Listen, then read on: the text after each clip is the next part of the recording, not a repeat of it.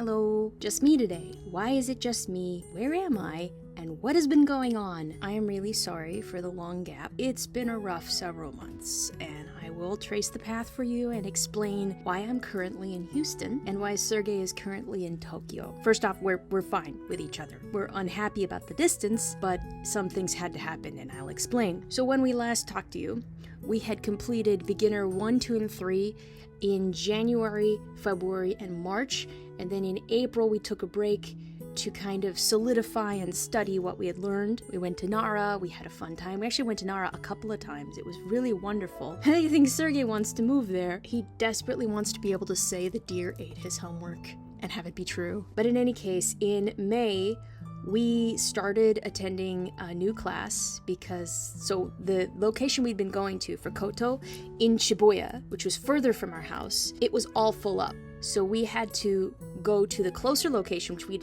it's complicated. We had originally wanted to go there, but that had been booked up at the time, so there was space in the closer location. That meant we knew nobody there, no peers and no teachers. Everything was new. We went, and the teacher was great, but all the people had kind of already formed their friend groups, and we found it really stressful to try and study like that. And then when we went home, and Sergey pulled a muscle, so he needed to stay home for a few days, and we studied on our own, and we found, hey, we have a rhythm already. We kind of know how to study the new material. So we actually pulled out of class Beginner 4. We pulled out of Beginner 4 classes, and we studied all that material at home, and then we took the next month, May, June off from new material to continue to study old material and also kind of refine and get ready for taking the N5. And we did take the N5 at the beginning of July. We have no idea how we did. We're gonna, it takes like 2 or 3 months to get the results, so we still don't have the results. It was rough.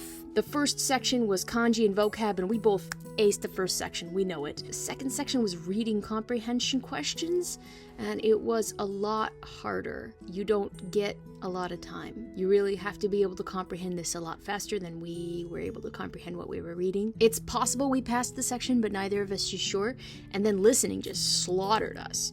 You only get to hear each question once, because it's all one recording. And so you hear it once, it gives you a little bit of time to pick your answer, and then you're on to the next question. Again, we have no idea if we did good in that or not. We will find out. It was definitely humbling. As Sergey said, we hope to understand the spoken instructions for the exam someday. So in July, we started a different thing. We decided we were going to try to find a private teacher through the Koto Academy so that we could still use the credits that we'd prepaid for. Koto has been so accommodating, guys. If you ever go to Japan and learn the language, anybody who's seen this, Koto is they work with you. They really want you to succeed.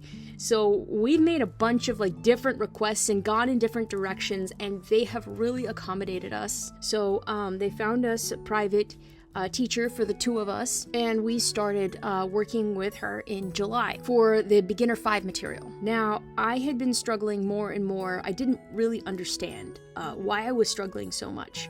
In retrospect, it's obvious. I was not with people all the time anymore, and I need people around me. I need to have a social circle. It matters in ways I really didn't understand. I was trying so hard to study all the time and keep up, but I had no energy left over to be with people or to seek out new friends. Basically, I burned myself out really hard on studying, and due to lack of friends, Sergey noticed I wasn't doing so well, and he's like, do you want to go home for a couple of weeks and see your family? And I'm like, yeah, I do. So I was set to come home for 2.5 weeks, starting on July 14th. So there's a recurring health issue that has come up. I don't really want to go into all the details here. Let's just say it's centered around the digestive tract, and it's caused me extreme distress for about 5 years intermittently. The worst episode I ever had was 2 days before I left. Now, we had been planning to come back to Houston together in December and deal with it, but by the time I got here to Houston,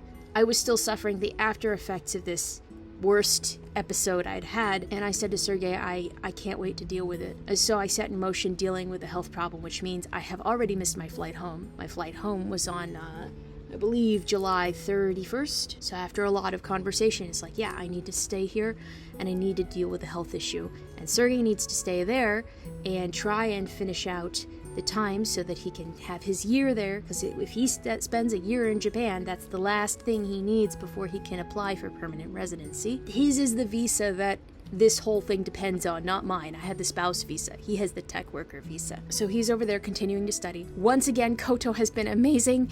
You know, when this change of plans came up, they're like, oh, does she want to join Sergei and the teacher in the classroom, and she's on Zoom? And so now, you know, it's me on the computer and Sergei in the classroom, and God bless Koto and the teacher. They're wonderful.